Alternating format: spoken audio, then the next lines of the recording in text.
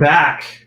We are Hello. here live on Winject Studios. It's Zach and Jason. Almost. Oh. Hey guys. We are so glad to be back. Before we get started, I just want to say that last week we had some technical difficulties on my end. I took care of that. In fact, I called an internet provider. I'm not going to name who it is. I'm not going to say that because I don't want to throw people under the bus. That's not my style. But I do have Andy. He's on the other side of the screen, and he's going to be monitoring my internet the entire time. So if it ever goes out, it's Andy's fault. Do you want to come say hey? No, do you want to come say? It's fine. Come on. You don't want to? He doesn't want to. He's shy. I'm just kidding. There ain't nobody out there. You were thinking it though. Jason's over there. I was like, what? We've been on a call for like 15 minutes. Is this good? Just sitting quietly? But the guy was just at your house though. He was just at my house, and I had him. I said, "Listen, let me tell you, the people of Winject Studios don't want to see me dropping my internet. So none of that can't happen." He boosted my speeds like 5 times what it was before. So yeah. We're back in business. Back in business. But yes, we are here. And if you have questions today, we're going to be talking about pivots in business, not just our business, but I think, Jason, you have a couple that you want to share, and we're going to kind of go through some of those and talk about those. If you want to join the community with us, text 843-396-2104. It's scrolling at the bottom of this video now, so you should be able to see that and text at any time. You also can go to winject.com, go to join, and we have stuff for podcast creators. We have stuff for podcast listeners. We have everything for anybody and everybody that is interested in podcasting. We have something for you. So be sure to go over there, check that out. You're not going to want to miss that. And I don't have 𝗹𝗶𝗸𝗲 today. I do not have 𝗹𝗶𝗸𝗲 today. I do not have 𝗪𝗏𝗏𝗧 today. I have 𝗪𝗏𝗏𝗧. And I got to be real. This stuff sucks. This stuff sucks. And if you guys are a 𝗪𝗏𝗏𝗧 person, I'm really sorry. I don't mean to offend, but this stuff sucks. It's not good. I'm going to drink it anyway because we have it. And you know what I got in here? You know what I got in here? What I got in here? Tap water. Tap water. Tap. Okay. Tap water. I thought you were going to. When it said human, I was thinking, do you remember on How I Met Your Mother, the Woo Girls? No. There's always the Woo Girl. Okay, no. That's what I thought. I thought you were a Woo Girl. Anyways, let's get back to business. Yeah. So hold on a second, real quick. So send us a message wherever you're watching live, whether it's Facebook, LinkedIn, YouTube. You can also message us 843-396-2104. You can even hit up winject.com and talk on live chat there. You might not be able to talk with us immediately on the show, but definitely drop us a line and send us a message. But yeah. So I want to just kind of start with our story. So Jason and I started this business back in 2013. We've been best friends since basically college. We were in each other's weddings. We got married a month apart, and he got married to his wife, and I got married. We didn't marry each other. But you're about to say something. I was gonna do the Seinfeld. Not that there's anything wrong with that. I would be married with you, but if you feel kind of high maintenance. I probably am, maybe a little bit. You'll have to ask my wife. So we started the business. We had been freelancing on our own for years and years and years. I remember graduating college and trying to find work, and everybody asked for 5 years of experience. I was like, I just graduated. I have a little bit of experience from internships and stuff, but it wasn't enough. So I said, you know what? Do it. I'm doing them on. Jace was already freelancing. I made a joke one day. I was like, hey, listen, you're freelancing, I'm freelancing. Let's just do this together. So that's how this was formed. And Jason always kind of pokes fun at that and says, so our business was started on a joke. It was not. I'm glad that we're doing this, and we've been doing this for, like I said, a very long time. But at the beginning of this, it was strictly design. That was pretty much it. Paul says it's getting interesting. It's getting heated already. We've talked about some. Oh wait, must be a Georgia. You know what? I'm not even going to respond to that, Chris. That doesn't even deserve a response. We'll see what happens in a couple weeks. Georgia Bulldogs face Clemson Tigers. We'll see. I may be eating my words, but I believe in my team. But yeah, so we were freelancing, and so we started out and we were strictly just design. That was it. I remember the first job we got just doing it on our own, and we made like $500, and we were like high five, and we're like, we made it. This is it. Woo! The real deal. Well, even roll back a little bit further. Like our initial goal was we were very like altruistic in our approach. Like we had such like lofty goals. Like we specifically wanted to do work for churches. Like we both did freelance work for churches back in the day, and we saw that there was like a huge need there. And so we were like, okay, cool, huge need, we'll fill the need. But we had a really hard time finding good clients. Well, you know when people say to niche down, we niched down, but we went so niche that we went very far. Well, I think, and the funny thing is we were talking to an acquaintance that I went to school with a couple years ago, and I was telling him that story of how we started, and he was like, well, you're just working with the wrong churches. And that was absolutely true. And it kind of leads us more into what we're going to talk about today, but we were working with the wrong churches. We had the vision, we had the goal of what we wanted to do, and we had the skill set to do it, but we were going in the wrong direction. We were looking for the wrong people. We didn't have the right target audience. Like we needed the niche within that niche. And that was the issue that we had early on. So, this whole discussion, because I think the community announcement was like, what we're going to be talking about today. It's like, if you go back in time, what would that advice be? And for us, that's something that we talk about a lot, like amongst ourselves. We've talked about it a couple times publicly, but the power of pivot. Like we wish that we had not, maybe, our business probably would be different now if we had learned this earlier on. But, one of the things I wish that we had learned earlier on is that, hey, it's okay to shift gears, like even completely. And you don't have to like keep trudging along with things not really working. Like you can figure out how to make that monumental pivot shift, and you can do that earlier on. That's okay. And that's something that took us kind of like years to figure out. But I think that's how we got to this point. So for those who tuned in, wanting to listen to that's kind of what we're talking about, is one specific thing that we wanted to tell ourselves.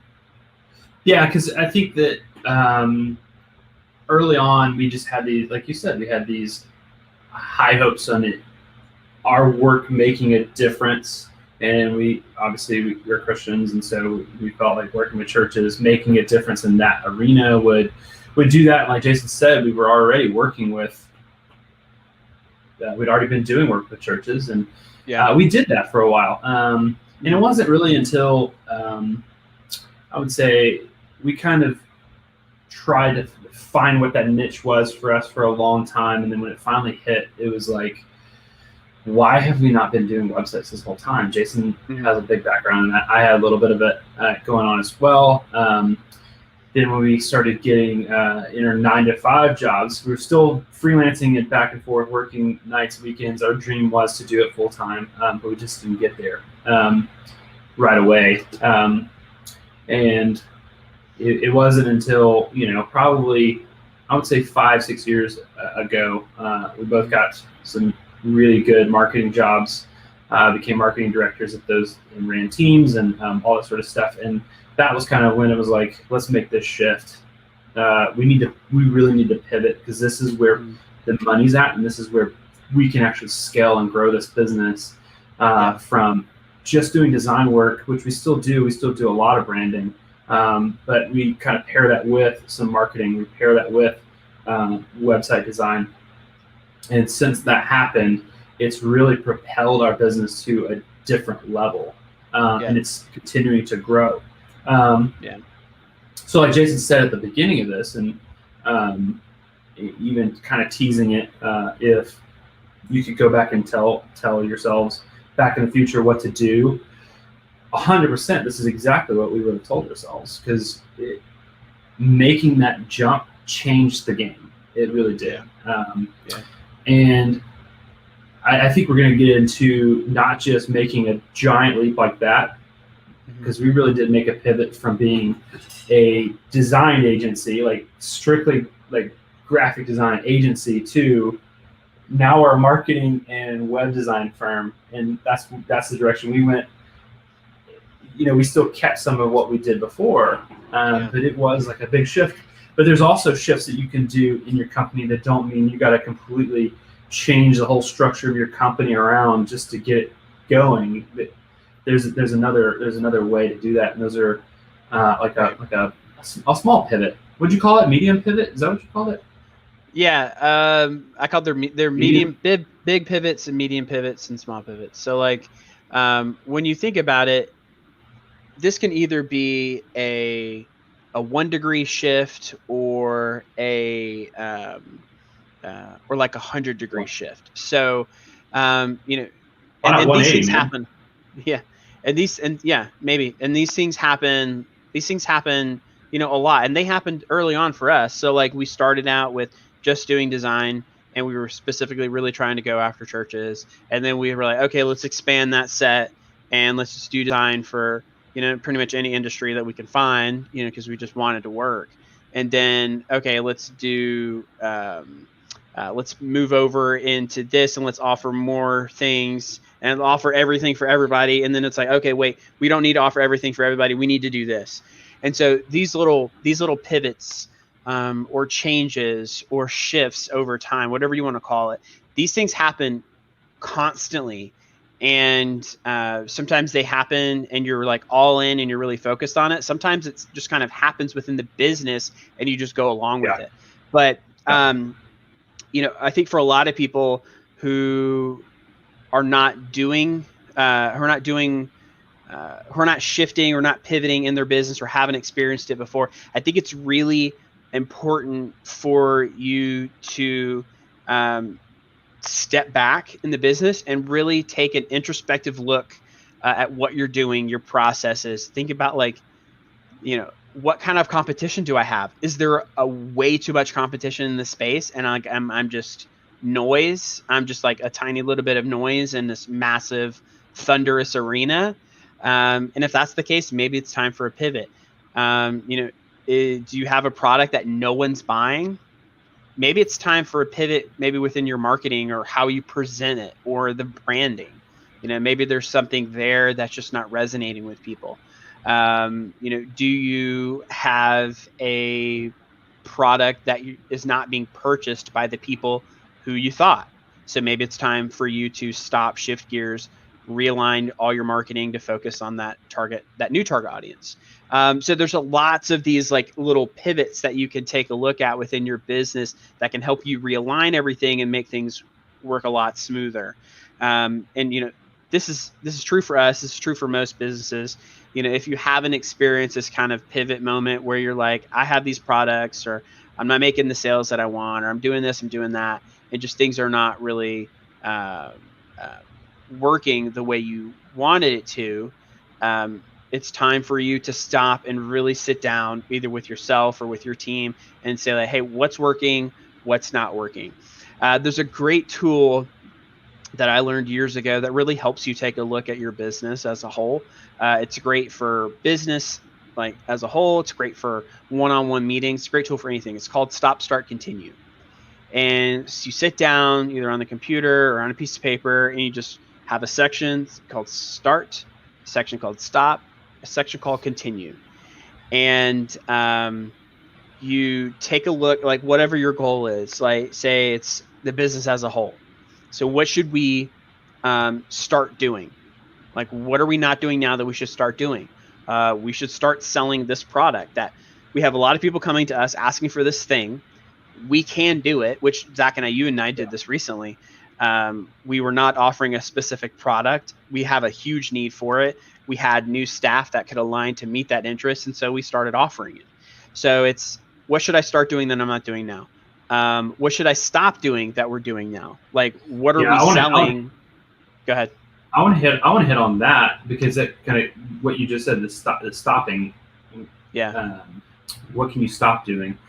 Right. Because that's one of the things that early on we offered so much stuff. Like it was just, we were all over the place, to the point where it was like, we got to, like you said, we got to scale back. Let's take a step back. Let's be introspective here and look and say, no one's buying this service. No one's purchasing this service. No one's purchasing this service. When we pitch it, no one's interested in it. So why keep pushing it? Why keep it part of our sales process? Let's trim the fat, get rid of it. Let's hone in and focus. Excuse me. Let's hone in and focus on exactly what we're good at and what we know people want. And like you said, you said we just recently did that. We did it this year. We made a pivot shift, and we made another pivot shift last year with offering with the creation of SiteNow. And so we have Market House and SiteNow, and both of those were some pivots that had we not listened and made that decision right then,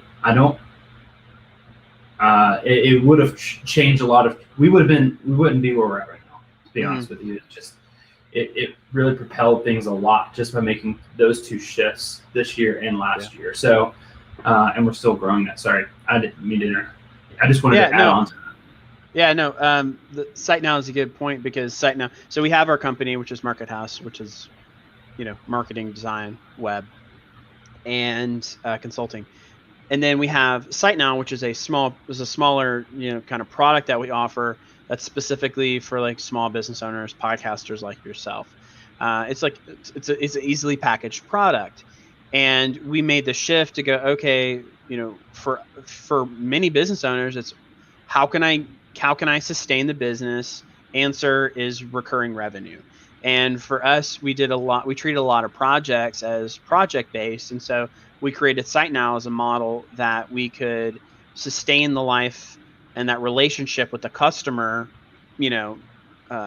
for as long as we need it, and for the lifetime of that relationship. Yeah, and that's what that model is. So that was a small shift within the business to dedicate resources to build that up. So we talked about start, we talked about stop, and the last thing is continue. So it's not everything is bad, right? And not everything needs to be fixed or changed. And so there's also processes internally that you should continue. So it's really important for you to look at what should we start doing. Those are like goals. Like, what are we not doing that we need to do?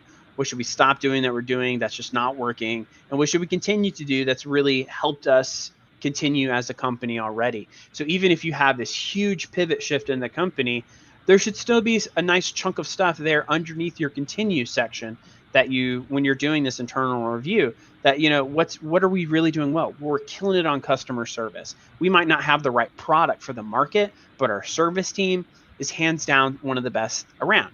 Whatever it is, you should have a healthy basis there. So when you are making this pivot shift, there's things for you to rely on as a business. So when you're thinking about it, go ahead. Go ahead. No, go ahead. I was just recapping. So like when you think about it, and you're doing your internal evaluation, do the stop, start, continue.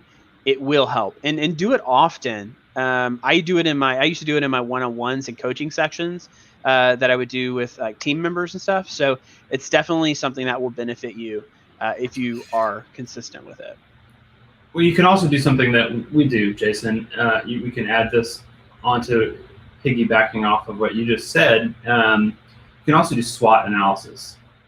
Strengths, it stands for strengths, weaknesses, opportunities, and threats. This is something I used to do when I was marketing director before. We would always do that.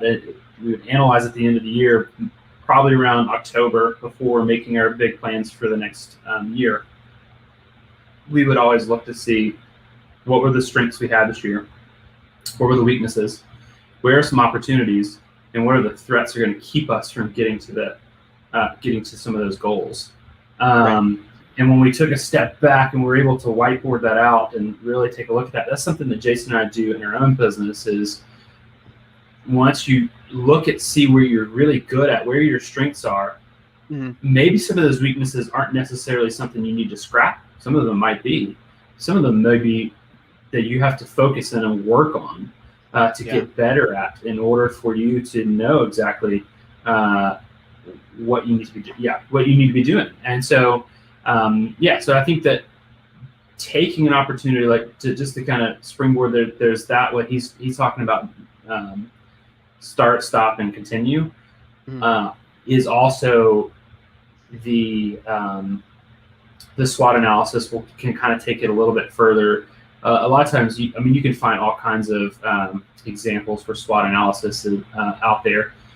So I encourage you to do the research on that as well, just to see if there's anything that you can do in your business. So let's get into kind of some other bigger brand. That's our story. We just had that pivot and we had that shift happen for us.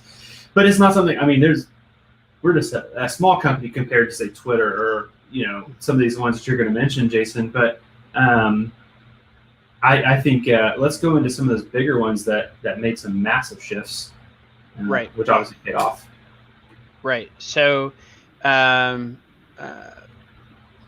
there's lots. So we were talking earlier about different types of shifts. There's these big shifts. There's medium shifts. I think you could even have one category you could call a branding shift. And I think that's more of that pivot is more of, we need to make sure who we are visually matches who we are either now or who we want to be. Because you see that time and time again now with companies that, they have older branding and maybe it feels like the message is a little bit older and doesn't really match who they are trying to be. And so that branding will then realign to match with that. So you see that with Subway. Subway did it 5-6 years ago. They updated their brand for the second time. They had a small rebrand before that. Apple back in the day had a pretty big rebrand that kind of revitalized the whole company. McDonald's had a rebrand a couple years ago. All these companies they still need to work on that branding. Yeah. So companies are constantly through rebranding, they're constantly using that as a pivot point to realign the company visually with who they are either now or who they want to be. So that first category, you can call that kind of branding. But the big one the big kind of stories I want to talk about today are companies that really realigned what they were offering or who they were over time once they actually stopped and realized that they were in a pivot point. So one of the big ones that I want to talk about is 𝗪𝗙. So I'm not sure if anybody knows who 𝗪𝗙 was, but I'm sure everyone listening to this knows who they are, and that's Slack. So when 𝗪𝗙 started, they started as a gaming company, and they had an internal communication system that they used that was very handy, and I thought was a great product. And they were like, hey, you know what? Maybe we don't need to do gaming. Maybe we need to market this product that we use internally and that we love. Boom, hello, Slack. And so they use that as a way to go, what are we doing? What are we doing well? Maybe as a video game company, not much. But they realized that they had a product on their hands that fit a need in the market and that people were just going to eat up. And they were absolutely right. So they had that moment. Is Slack profitable now? I know that they were having some issues being financially profitable. Well, they got bought by Salesforce, right? Yeah, they did. So I guess don't even get me started on that. Yeah, so I guess they're making bank now, but yeah. So I mean, that was a total different shift. So that's the 180 that you were talking about before.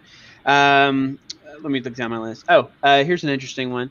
So Avon, the cosmetics company geared towards women, was started in 1886, I think. And it started as a door-to-door business, and the salesman was selling books door to door, and his target audience was women. And when he was selling them, he thought, how do I get that connection better? Like, how do I get the women interested in the books? And it was to sell perfume samples. And so he was selling perfume samples along with the books. And then he was like, what the heck am I selling books for? I need to be selling perfume. And then he ended up, reestablishing the company, redefining the company to become a cosmetic company. You said Avon, right? Not Amazon. Yeah, Avon. It sounds very similar to Amazon. Well, I think they still sell books. But yeah, no, Amazon did start as an online retailer for books. But I thought that was a very interesting story with Avon, because they had a product offering. He wanted to expand it, and so I'm thinking, okay, that's his marketing offering. Through his marketing, he realized that new offering and offer was what the people wanted, rather than what they were offering as the actual core product. And then they realigned to follow that. And so, I mean, maybe that's like a 90-degree shift and not that 180.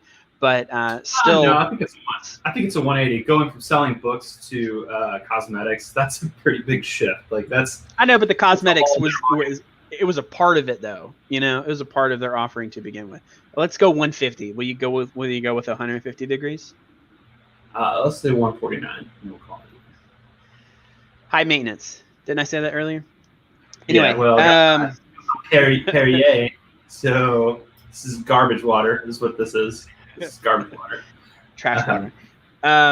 So here's another one that's similar in the vein of Tiny Speck and Slack is Twitter. So Twitter was started, as a lot of people know, by Jack Dorsey, and they had I forget what they started doing, what the service started as, but they wanted to create an internal messaging system, or a messaging system based on like SMS, based like texting kind of stuff. And that's how they ended up creating Twitter, which I think started out with no vowels in the name.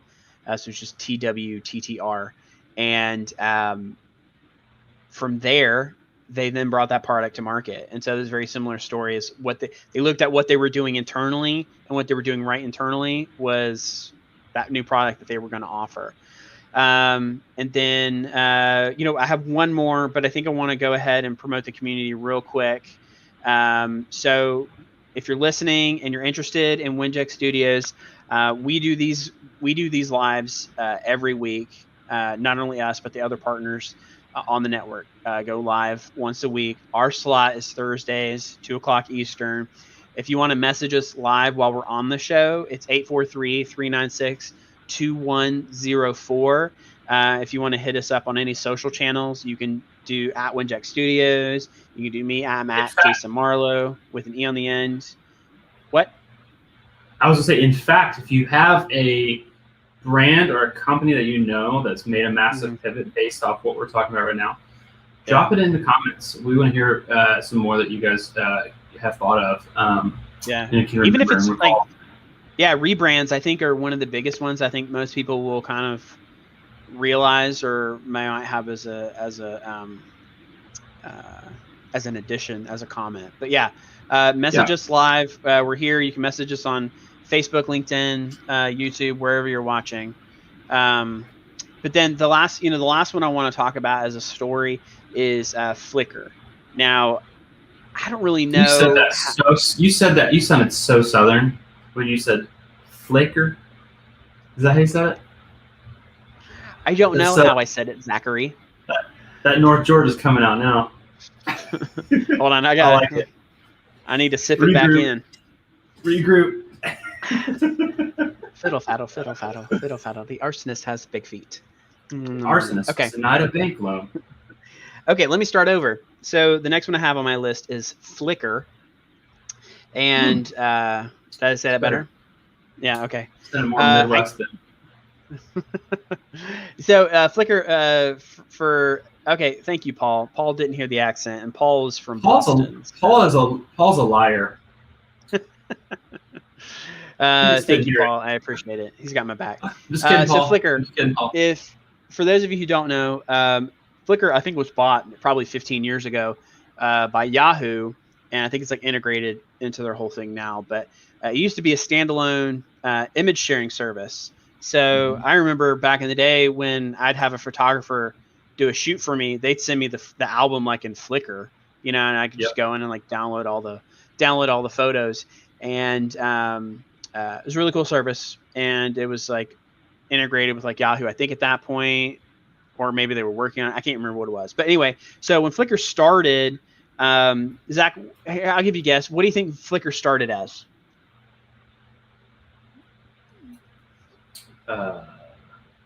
They probably made sparkling water, right? Yeah, they were actually a distributor of Perrier. Well, I would never bought it. Actually, I did buy it, but yeah, no. So they started kind of in the same vein as Slack. So they started, or the same kind of like industry. They were a chat and real-time photo sharing service that was connected to a video game. I can't remember the name of the video game, but it was a chat and photo component of this video game service. And they were like, you know what? Forget the video game, forget the chat. We're going all in on the video, on the photos. And I think it served them well because I'm pretty sure Yahoo bought them for like $30-something million. So they did something right. Yeah, that was a good pivot. It was a very good pivot. Yeah. Well, actually, one that kind of hits home to me is you're familiar with Wrigley Gum, right? Yeah. Yeah. So my hometown. You can smell that. You can smell it. You can smell it from the road. You know what I'm talking about. And yeah, where I'm from, where I grew up, there was a Wrigley factory, and every time you drove by it, we used to play a game where you would guess which flavor they were making. And at the time, it was really easy because it's pretty much always a juicy fruit. Like it was never anything like other than that. Or we just like blended all the mint flavors together and it's peppermint, or it's double mint. But no, it is always juicy fruit. But before, when they first originally started it, they sold soap and baking powder, and they would offer free gum with any purchase. And so when people got more interested in the gum than they actually did their soap and baking powder, they were like, you know what? We are no longer in the soap and baking powder business. We are now in the gum business. And I mean, the rest is history. I think Mars bought them. Mars? I don't know. Is it Mars? It doesn't matter. But anyway, so they created a massive shift. That's a 180. That's kind of like Avon. That's kind of like Avon's story. That's a 149, man. I don't know, man. Soap and baking powder have nothing to do with gum. The only thing that they had the connection was they would just give it for free, just for exactly, as a customer service. Exactly, a 149. I'm gonna go a little bit higher than that. I'm gonna go around 160. Okay. Yeah, I think that feels right to me. The numbers are arbitrary. Everyone who's listening this week is probably still wondering about the bonus points that got last week for every time that your call dropped. I was given 100 bonus points out every time somebody every time you dropped. Go towards what? Helping me get better internet. Is that what it was? Andy, thank you. You're here today, and I appreciate you. I appreciate you, man. Just take a bow, sir. Take a bow, sir. Come on, let's go. I wish. No, he did come today, and we look. Things are great today, right? We're having where you're not having to scramble. So, anyways, whatever it is, wherever you're at with your business, your podcast, your messaging, or whatever you're trying to do with your business, take a step back and just look to see if there's a way you need to pivot. If it's stalling, things aren't growing, there's a reason why. And it may not be a pivot that you need to make. It may just be something that's, I mean, my 2 cents on the whole thing are, Andy deserves a raise. Oh, Ann yeah. must have Well, been watching. Ann must have been watching last week because, yeah, Andy does deserve a raise. he Andy, deserves a lot. let's do a clap Yeah. for Andy. He's not here anymore. He's gone, but thank you. Yeah. Yeah. So that's what we can use those bonus points for. Everybody, push your bonus points towards the screen right now if you were watching last week, and then they're all going to go to Andy's fund. Are these points redeemable to Shroot Bucks? Can I get any more Stanley Nichols? Yes. Yeah, Stanley Nichols. Okay. Stanley Nichols and Shroot Bucks. Okay, cool. Yeah, but I think the biggest takeaway here that I could give somebody is to try and constantly be thinking about what's going on in the business. Could we be better? Are we growing fast enough? Are we stagnant? Are we happy with where we are? And I think it's really just like these moments where you need to either step back if you're, a soulpreneur or whatever, or if you have a team kind of like Zach and I, is stepping back and going like, okay, let's take a look at things. Like how is it going? Like, what's the market look like? How is our business working? Like, are we going to hit our goals? What product are people gravitating towards? So I think it's really a constantly like reevaluating what you're doing. That's what I was going to say is assess what your clients and what your audience is responding to.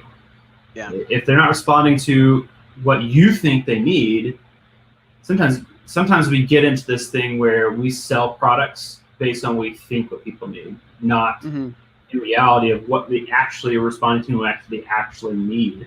And I think that we make that mistake as business owners all the time.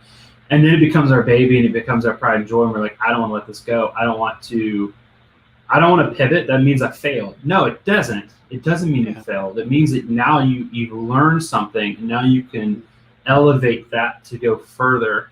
And I think that's the biggest thing for me and you. What we've learned is, because I remember me and you having that conversation of like, I feel like if we give up on this, we failed. Yeah. Because I think I vaguely remember having that conversation with you, and I think we both were like, you know what? It's not. It's a learning experience. Now we were listening to what the market says, and we need to keep running with that. And we'll continue to do that. I think that's one of the things that we will share with any business owner forever is, don't be afraid to make the shift. Yeah, exactly. And, I'm just thinking in terms of who I know is listening. And welcome to the show. I don't think I've seen you comment before, but we're happy to have you here. Paul, I know you are a freelance shirt artist.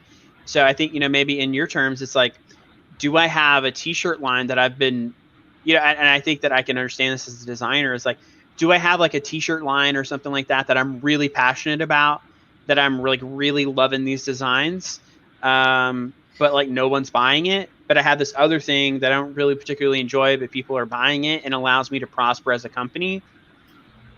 Maybe stop doing the thing that you are insanely passionate about, maybe pump the brakes on that a little bit, and then keep fueling the thing that is helping your business to grow. And then maybe at that point you can run a stop, start, continue analysis and go, what should I start doing? What should I stop doing? What should I continue doing? And maybe, continue is doing the thing that you're passionate about, so you can still fuel that in there.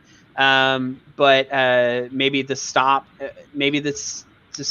doing so much of it, and maybe start doing things that are actually turning into profit. So, and let's make that shift let's not just talk about that type of business. Let's talk about podcasters, because I think you can apply the exact same thing to that. If you're seeing that you're not getting a lot of listenership, you're not getting a lot of downloads on your episodes, take a step back and see why. Look at where your he says, are you talking about my D&D shirts? Maybe. I'm not talking about anything in particular. It's my first time here. Enjoy it. Hey, welcome, Ann. We do this every Thursday, 2:00 Eastern time. So we would love to have you come back again and continue to have the conversation that we're having now. So But yeah, I was going to say with podcasters, it's taking a step back, looking at what the content is that you're producing. You may be extremely passionate about frogs, but no one is passionate about frogs. It doesn't mean you have to completely go away from frogs. If that's your passion, you can find. I picked the most obscure thing ever. I'm sitting here thinking, like, I tried to come up with names of a frog podcast. Frogger. But yeah, so if it may not be shifting away from what you're passionate about talking about, it may be just a simple shift in how you communicate it. I think that that's something that I feel like it would be even a small shift that you can do. So don't run away from what you're passionate about. Just maybe take a step back and how can you offer it in a different way. So and know that it's okay. And know that it's okay, because I think a lot of solopreneurs out there who are running this game on their own, they feel really hesitant to shift or to change, depending on what they see in the market and within their business. But I think it's really important for you to understand that it's okay, that if it needs to happen, it needs to happen. And you're growing. It's a learning experience. That's how Zach and I saw it early on when we had to make those first big shifts and big pivots. But the pivots will happen constantly as long as you're focused on growth.